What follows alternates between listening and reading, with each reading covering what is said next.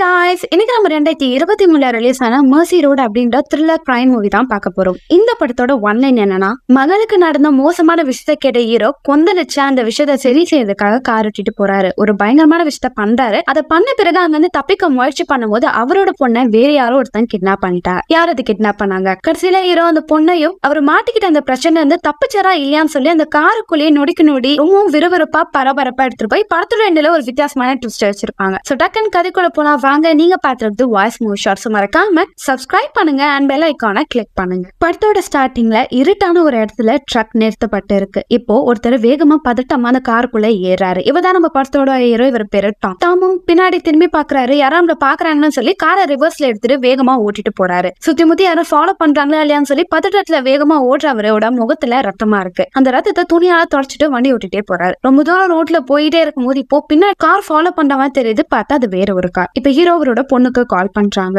ஆனா அவ போன் எடுக்கல. மெசேஜ் பண்ணுங்க அப்படின்ற வாய்ஸ் மட்டும் கேக்குது. நான் அப்பா பேசுறேம்மா, நீ எங்க இருக்குன்னு தெரியல, தயவு செஞ்சு வீட்டுக்கு போகாத. இந்த கேஸ் நீ வீட்டுக்கு போற மாதிரி இருந்தா போறதுக்கு முன்னாடி எனக்கு கால் பண்ணு, நான் உங்ககிட்ட ஒரு முக்கியமான விஷயம் பேசணும் அப்படின்றத ஹீரோ சொல்லி கட் பண்றாரு. அப்படியே பதற்றத்துல கார் ஓட்டிட்டே போறாரு. போற இவருக்கு கொஞ்சம் குழப்பமா இருக்கு. இப்போ காரை நிறுத்தி வாமிட் பண்ண ஆரம்பிக்கிறாரு. அப்படியே அவரோட முகத்துல அப்படியே பதட்டம் தெரியுது. அப்படியே வேர்த்து கொட்ட ஆரம்பிக்குது. வண்டியை வேகமா ஓட்டிட்டு போயிட்டே இருக்காரு. அப்படி அவருக்கு எந்த ரூட்ல போறோம்னு தெரியாமலே ஓட்டிட்டு போகும்போது முன்னாடி ஒரு ஆள் ட்ரக்கை நிறுத்திட்டு லிப்டுக்காக ஹீரோவை கூப்பிடுவாரு. ஆனா ஹீரோ ஒண்ணுமே தெரியாத மாதிரி ஹெல்மெட்டை மாட்டிட்டு அவரை கண்டுக்காம அந்த இடத்த விட்டு வேகமா போயிடுவாங்க. இப்ப ஹீரோக்கு ஆபீஸ்ல இருந்து கால் வரும். ஆனா அதை இக்னோர் பண்ணிடுவாரு. திரும்ப அந்த கால் வந்துகிட்டே இருக்கும். அட்டென்ட் பண்ணுவாரு. பென்னி என்கிட்ட சொன்னா, நீ இன்னுமே அந்த வேலையை முடிக்கலையா, திரும்ப அந்த பிரச்சனை வந்துகிட்டே இருக்கு. பென்னி தான் உனக்கு 2 நாளுக்கு முன்னாடி அதை சரி பண்ண சொன்னால அப்படின்னும் போது, என் பொண்ணு உங்களுக்கு கால் பண்ணல. இல்ல, தயவு செஞ்சு அவ கால் பண்ணனா எனக்கு கால் பண்ணுங்க. சரி ஓகே, பென்னிய பத்தி என்கிட்ட பேசாதீங்கன்னு சொல்லி டக்குன்னு போனை வச்சிருவாரு. இப்போ அவர் போன்ல ஏதாவது மெசேஜ் இருக்கான்னு சொல்லி செக் பண்ணுவாரு. அவருக்கு 2 மெசேஜ் வந்திருக்கும். நேத்து ஒரு மெசேஜ் வந்திருக்கும், இன்னைக்கு மார்னிங் ஒரு மெசேஜ் வந்திருக்கும். இன்னைக்கு மார்னிங் அந்த மெசேஜ் ஓபன் பண்ணி பாப்பாரு. அது அவங்க பொண்ணோட டீச்சர் தான் மெசேஜ் பண்ணிருப்பாங்க.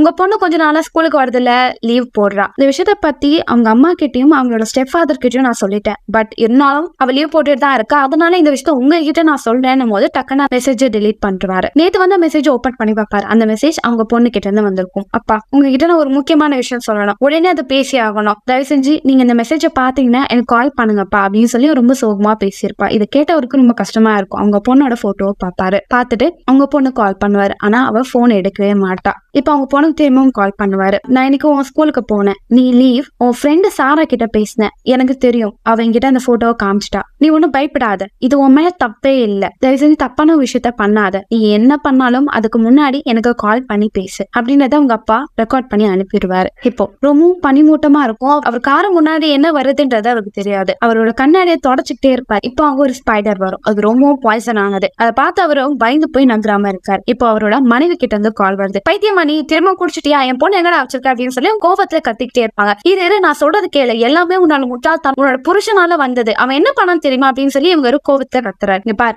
எந்த விஷயம் சொல்லாத, நீ எனக்கு ப்ராமிஸ் பண்ணல என் லைஃபை விட்டு போயிடுறேன், என் ஃபேமிலியோட நீ மிங்கிள் ஆக மாட்டேன்னு. இப்ப எதுக்கு என் பொண்ணை தூக்குன, அவளை என்ன பண்ணிட்டேன், நான் போலீஸை கூட்டிட்டு என் வீட்டுக்கு வரேன், என் பொண்ணை மரியாதையா என் வீட்டுல நீ விடுறேன் போது, இங்க பாரு, உன் பொண்ணை நான் உனக்கு கடத்தல போது நீ தான் கடத்தின. ட்ரக்ல என் பொண்ணை கூட்டிட்டு போனதா பார்த்தாங்க, ட்ரக்கு நீ தானே வச்சிருக்க, அப்ப நீ தானே என் பொண்ணை கடத்திருப்பேன்னு சொல்லி இவங்க பயங்கரமா கத்துறாங்க. இங்க பாரு, நான் உன் பொண்ணை கடத்தவே இல்ல, அவ என்கிட்டவே இல்ல அப்படின்னு சொல்லிட்டே இருக்கும்போது நீ குடிச்சிருக்க, மரியாதையா என் பொண்ணு இப்ப வீட்டுக்கு வரணும், இல்லனா போலீஸ் வந்து உன்னை அரெஸ்ட் பண்ணுவாங்க சொல்லி டக்குன்னு இவங்க போன் வச்சிடறாங்க. ஹீரோ வீட்டுக்குள்ள போகாத அப்படின்னு சொல்லி அப்படியே கோபப்படுறாரு. ஆனா ஒன்னும் அவரால் பண்ண முடியல. இப்ப ஹீரோவும் பதட்டத்துல வண்டி ஓட்டிட்டு போயிட்டு இருக்காரு. இப்ப அவங்க மனைவி கிட்ட இருந்து கால் வருது. இதனால பயந்து போன அவரு ஸ்பைடரை வெளியே தள்ளி விட்டுட்டு அப்படியே ட்ரெஸ் உதறிக்கிட்டே இருக்கும்போது அவங்க மனைவி, நீ அவனை கொலை பண்ணிட்டியா, கொலைகாரனே, என் பொண்ணு என்னடா பண்ண அப்படின்னு சொல்லி அவங்க கோவப்படுறாங்க. அவன் செத்துட்டானா அப்படின்னு சொல்லி இவர் பயந்து போறாரு. என் பொண்ணு கிட்ட கொடுத்துரு, அவன் என்ன பண்ண போற அப்படின்னு சொல்லி இவங்க பயந்து டக்குன்னு போனை வச்சிடறாங்க. ஹீரோக்கு ரொம்ப பதட்டமா இருக்கு. வண்டியை ஸ்டார்ட் பண்றாரு. அவங்க ஆபீஸ்ல பென்னின்னு சொல்லி ஒருத்தர் கிட்ட இருந்து கால் வரும். ஆனா இவர் இக்னோர் பண்ணிட்டே இருப்பாரு. ஆனா அவர்கிட்ட ரிப்பீட்டடா கால் வரனால அட்டென்ட் பண்ணுவாரு. டேய், நான் அப்பவே சொன்னல கேஸ் லீக் ஆகுதுன்னு சொல்லி, ஏன் ட்ரக்கர்னு சரி பண்ணல, உன்னாலதான் எல்லா பிரச்சனையும் சொல்லி திட்டிகிட்டே இருக்கும்போது இவரு அந்த மெசேஜை இக்னோர் பண்ணிடுவார். இப்போ எமர்ஜென்சி சர்வீஸ் சொல்லிட்டு ஒரு கால் வரும். இக்னோர் பண்ணிடுவாரு. அது ரிப்பீட்டடா வந்துகிட்டே இருக்கும். இக்னோர் பண்ணும்போது இப்போ ஒரு பொண்ணு கிட்ட இருந்து கால் வரும். டக்குன்னு அட்டென்ட் பண்ணுவாரு. ஆனா வேற ஒருத்தர் பேசுவாரு. உங்ககிட்ட நான் பேசணும் சார் அப்படின்னும் போது, பாருங்க, பிசினஸ் விஷயமா அந்த என்னோட அசிஸ்டன்ட் கிட்ட பேசுங்க, நான் இப்ப பிஸியா இருக்குன்னு சொல்லி ஒரு போனை வச்சிருவாரு. இப்போ கார்ல போய்கிட்டே இருக்கும் போது அவரோட மெசேஜ் பார்க்கும் போது ஒரு லேடி கிட்ட இருந்து இவருக்கு மெசேஜ் வந்துடும். அவங்க ஒரு சர்வீஸ், அவங்க எதுக்கு ஹீரோ கால் பண்ணாங்கன்னா அவங்க மனைவி தான் தன்னோட பொண்ணு கடத்திட்டாங்கன்னு சொல்லி கம்ப்ளைண்ட் பண்ணிருப்பாங்க. சோ அவங்களும் மென்டலா ஹீரோ கிட்ட பேசுவாரு. நீங்க இப்ப ஸ்ட்ரெஸ்ஸா இருக்கீங்க, எங்களுக்கு புரியும், முதல்ல உங்க பொண்ணு சேஃபா இருக்கால போறேன்னு நாங்க தெரிஞ்சுக்கணும். உங்க பொண்ணு ஓகேவா அது சொல்லுங்க. அது மட்டும் இல்லாம நீங்க இப்போ ஒரு ஸ்ட்ரெஸ்னால தவறுதலான பாதைக்கு போறீங்க. உங்க பொண்ணை கூட்டிட்டு நீங்க வந்துருங்க. உங்க பொண்ணு சேஃபா இருக்கல நாங்க பாக்கணும். அதுக்கு அடுத்த நடந்த எல்லா விஷயத்துக்கான ரீசனும் நீங்க சொல்லுங்க. இந்த பிரச்சனை நாங்க சால்வ் பண்ணிடுறோம். மறக்காம எங்களுக்கு கால் பேக் பண்ணுங்க அப்படின்னு சொல்லி வாய்ஸ் ரெக்கார்ட் வரும். இதை பார்த்து ஹீரோ கடுப்பையா அதை இக்னோர் பண்ணிடுவாரு. இப்ப அவருக்கு ரொம்ப பதட்டமா இருக்கும். சொன்னியாவே பொண்ணு காணாம போயிட்டா, அவளை யார் கிட்னாப் பண்ணாங்க, இது எப்படி தெரிஞ்சுக்குதுன்னு சொல்லி கார் நிறுத்தி வச்சுட்டு யோசிச்சுட்டே இருப்பாரு. அப்படி யோசிக்கும் போதுதான் அவரோட பொண்ணோட ஃப்ரெண்டு சாரான்னு ஒருத்தி இருப்பா. அவளுக்கு கால் பண்ணி கேட்டா எல்லாமே தெரியும்னு சொல்லி சாராக்கு கால் பண்ணாங்க. பட் அந்த பொண்ணும், சார்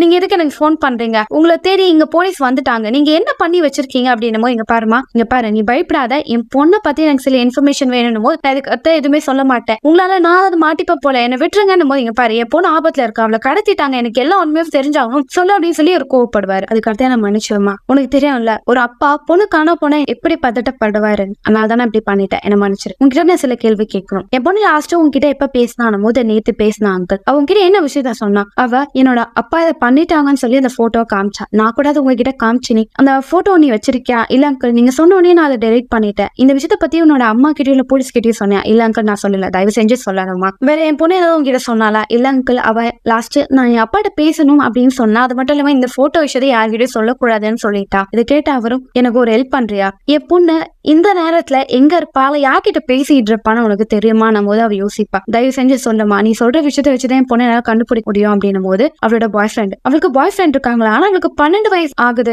ஆமா சார் அவளுக்கு பாய் ஃப்ரெண்ட் இருக்காங்க, அவளை விட சீனியர் தான் அவரு, அவருக்கு தான் தெரியும் அப்படின்னும் போது, ஓகே அவரோட நம்பர் கூட இல்ல சார் என்னால கொடுக்க முடியாது, இதனால ஏதாவது பிரச்சனையே ஆகணும் போது, என்ன நம்ப நான் எந்த ஒரு பிரச்சனையும் பண்ண மாட்டேன், என் பொண்ணை நான் கண்டுபிடிக்கணும், உனக்கு தெரியும்ல உன் ஃப்ரெண்டை பத்தி, அவளை உடனே நான் கண்டுபிடிக்கணும், இல்லன்னா அவ தவிர்த்தால ஏதாவது ஒரு முடிவு எடுத்துருவாமா போது, சரி நான் தரேன்னு சொல்லிட்டு அவ ஃப்ரெண்ட் அனுப்புவான். இப்ப ஹீரோ உங்க பொண்ணோட பாய் ஃப்ரெண்ட் கால் பண்ணுவாங்க. ஆன் பட உடனே பின்னாடி மியூசிக் சவுண்ட் கேட்கும். பாட்டை நிறுத்துறியா, நான் உங்ககிட்ட தனியா பேசணும் அப்படின்னும் போது, பொண்ணு உனக்கு தெரியும்ல நீ அவளோட பாய் ஃப்ரெண்டா, அவ இப்ப எங்க இருக்கான்னு தெரியுமான போது, யார் நீங்க அப்படின்னும் போது ஒரு கோவம் வந்துரும், பயங்கரமா திட்ட ஆரம்பிப்பாரு. ஓகே நீங்க மூட் அவுட்ல இருக்கீங்க, நான் அப்புறமே கால் பண்றேன் போது இரு மன்னிச்சிட்டு, நான் கோவப்பட்டுட்டேன், என் பொண்ணு இப்ப காணாம போயிட்டா, நான் அவளை தேடிட்டு இருக்கேன், அவ உங்ககிட்ட ஏதாவது விஷயம் பேசினாலா, இல்ல லாஸ்ட் நீ அவகிட்ட எப்ப பேசினா அந்த விஷயத்த சொல்லணும் போது, நேத்து நைட் நான் அவள்கிட்ட பேசினேன் போது, என்ன பேசுனீங்க அதை சொல்றீங்களா போது, அங்கிள் அதெல்லாம் உங்ககிட்ட சொல்ல முடியாது, தயவு செஞ்சு சொல்லு, நான் அதை வச்சுதான் அவளை காப்பாற்ற முடியும் போது, அவ என்கிட்ட ஒரு விஷயத்த பத்தி சொன்னா, போன்ல நாங்க பேசல டெக்ஸ்ட் தான் பண்ணோம், எது அந்த போட்டோ பத்தி, உங்களுக்கு எப்படி தெரியும், எனக்கு அது தெரியும், சொல்லு அந்த போட்டோ பத்தி தான் அவங்க கிட்ட பேசினாலா, அவ அந்த போட்டோ எனக்கு அனுப்பல, பட் அந்த போட்டோல இருக்கிற சினாரியோ என்கிட்ட சொன்னா, அவ ரொம்ப ஸ்ட்ரெஸ்ஸா இருந்தான்னு எனக்கு தெரியும், வேற ஏதாவது சொன்னாலா, லோன்லியா இருக்கேன்னு ஃபீல் பண்றா, இந்த விஷயத்த பத்தி அவங்க அப்பாட்ட பேசணும்னு சொன்னா, இந்த போட்டோ எடுத்தது அவங்க ஸ்டெப் ஃபாதர், அதனால அவரை நினைச்சு ரொம்ப பயந்து, அது மட்டும் இல்லாம அந்த போட்டோ ஆன்லைன்ல ஏதாவது ஸ்ப்ரெட் ஆயிருமோ சொல்லி ரொம்ப வரி பண்ணா, வேற ஏதாவது ஒரு விஷயம் சொன்னாலா,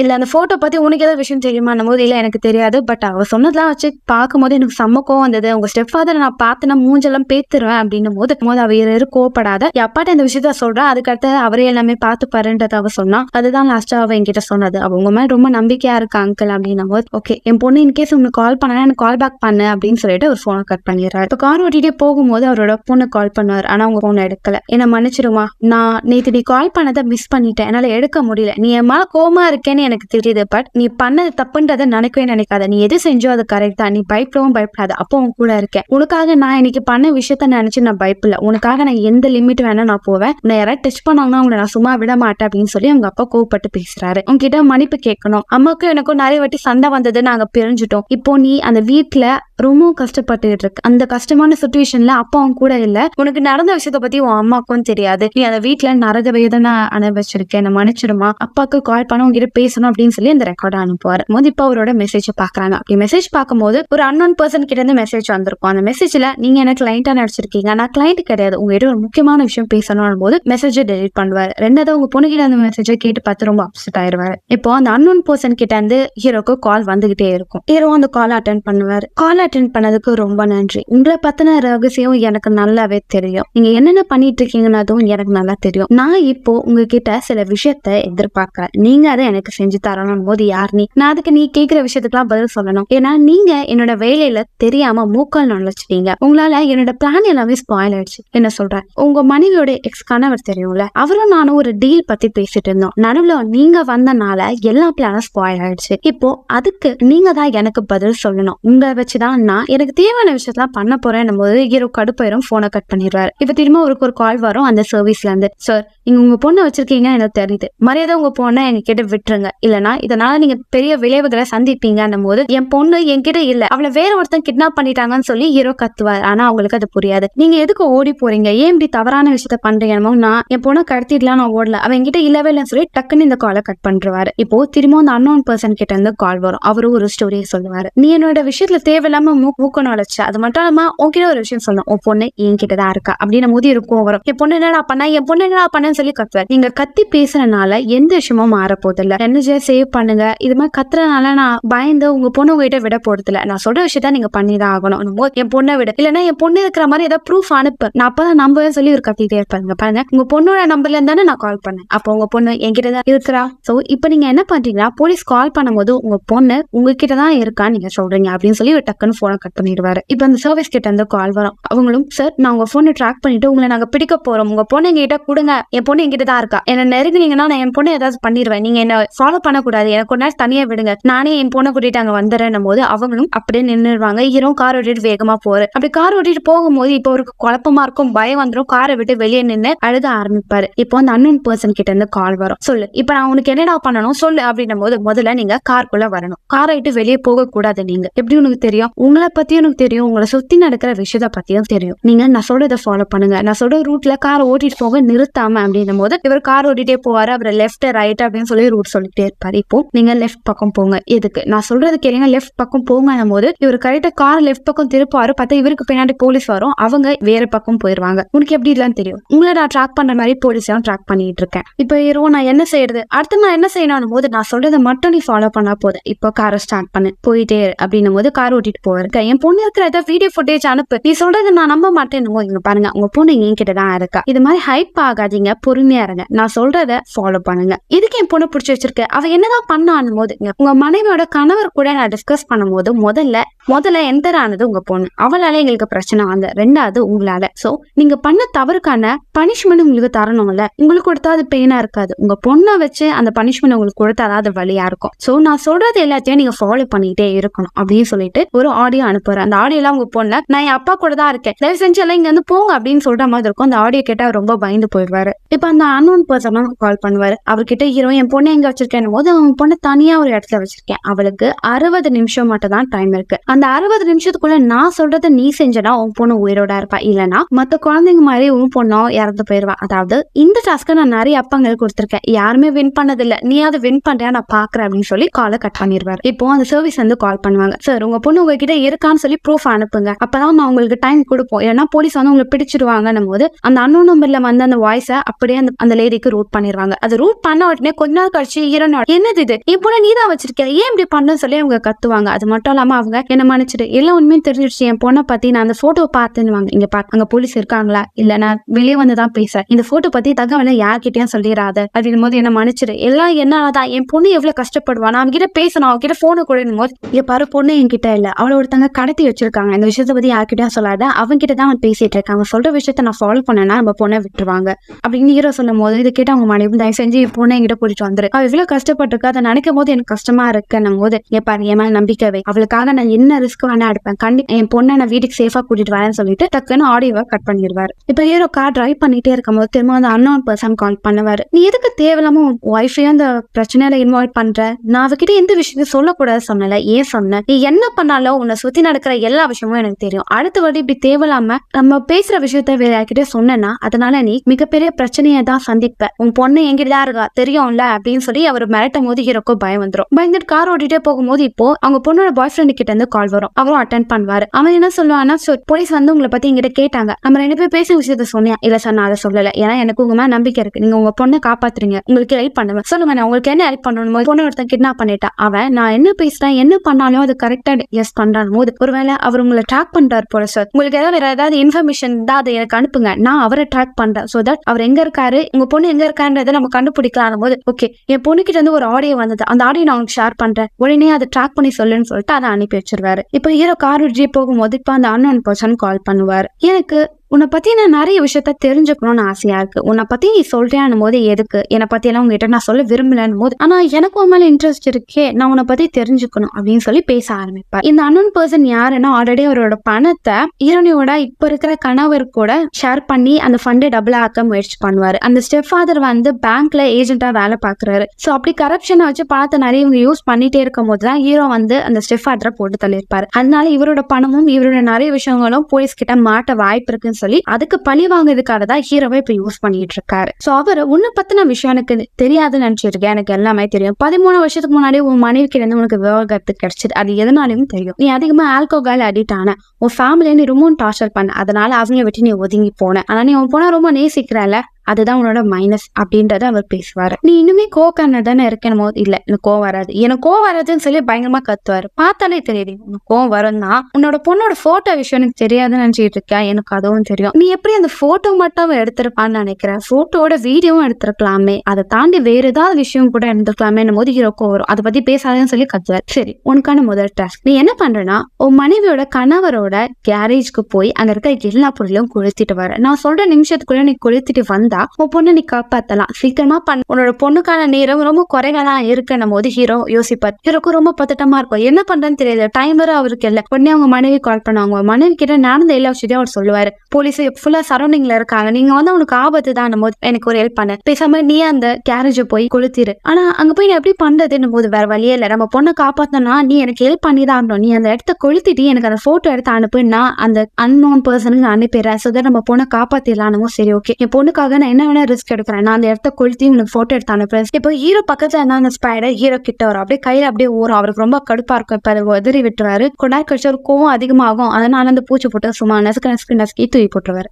இப்ப அந்த அன்னோன் பர்சன் கிட்ட இருந்து கால் வரும். நான் சொன்னதை நீ செய்யவே மாட்டேன், தேவையில்லாத விஷயத்த பண்ணிட்டு இருக்கேன், கோவப்படாதீங்க. நீங்க சொன்ன மாதிரியே அந்த இடத்த எரிச்சுட்டு அந்த போட்டோவை நான் உங்களுக்கு அனுப்புறேன். நீ ஒரு தப்பான விஷயம் பண்ணிட்டேன், சரி அதை விடு. நான் சொல்றதை இப்ப கேளு. நான் சொல்ற இடத்துக்கு கார் ஓட்டிட்டு போகும்போது கார் ஓட்டிட்டு போறேன், அந்த இடம் இருட்டா இருக்கும். இப்போ நீ இறங்கி கார்ல ஹெட்போன் போட்டுட்டு நான் சொல்ற இடத்துல போய் நில்லு. மத்ததெல்லாம் தாங்க நடக்கணும் போது ஹீரோக்கு பயமா இருக்கும். ஹெட்போன் எத்தியா, அது அங்கதான் இருக்கு அப்படின்னு சொல்லி அதை சொல்லுவாரு. அப்படியே நடந்து போயிட்டே இருக்கும்போது அந்த கடையை பார்த்தா உனக்கு என்ன தோணுது, உனக்கு ஏதாவது விஷயம் ஞாபகம் வருமே. இல்ல சார் எனக்கு எதுவுமே ஞாபகம் இல்லை. அங்க இருக்கிற பட்டனை பிரஸ் பண்ணு. அவர் பிரஸ் பண்ண பிறகு இப்ப நான் என்ன பண்ண, நீ ஒண்ணும் பண்ண வேணா, அங்க இல்ல, அங்க ஒரு ஆள் வருவாரு. அங்க ஒரு ஆளும் வந்து நிப்பாரு. அவரை பார்த்தா உனக்கு என்ன தோணுது, எனக்கு எதுவுமே தோணலன்னு போது அவரை ஹீரோவே முறைச்சு பாப்பாரு. எனக்கு உங்களை ஞாபகம் இருக்கு, ஆனா எனக்கு ஒண்ணு ஞாபகம் இல்லைன்னு சொல்லி இவர் கத்துவாரு. சரி, இப்ப நான் என்ன பண்ணும், அவர் குடுக்கறதா வாங்கிட்டு காருக்குள்ள வந்து உட்காருன்னு அவரு ஒரு ஒயினை தான் கொடுப்பாரு. அந்த ஒயினை கையில ஹீரோ வச்சுக்கிட்டு இருப்பாரு. உனக்கு உன்னோட மனைவியை பத்தி நல்லா தெரியும்ல, அவங்கள பத்தி என்கிட்ட சொல்லு. இங்க பாருங்க, அவங்க 2 திருமணம் பண்ணிருக்கலாம், ஆனா அவங்கள நான் மதிக்கிறேன், அவங்கள நான் எதுக்கும் தப்பா நினைச்சதும் இல்லைன்னு போது, ஆனா அவங்க அப்படி இல்லையே. இங்க பாருங்க, தேவையில்லாம என் ஃபேமிலி பத்தி நான் உங்ககிட்ட பேச விரும்பல,